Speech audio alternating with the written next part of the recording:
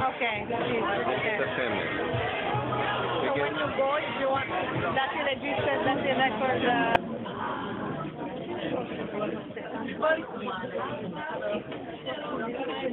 And Burma is a country in Southeast Asia suffering more than 40 years under military dictatorship.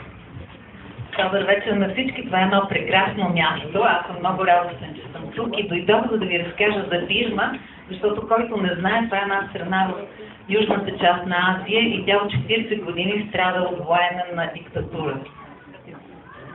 I was living 6 years in Germany, but I decided to go back to Thailand to work together more with the people from there. In Thailand, there are more than 2 million people from Burma living legally, illegally, some are refugees. So I want to be together with them. So last year in June, I decided to go there, and now разказва една уникална история, която вие ще гледате след малко.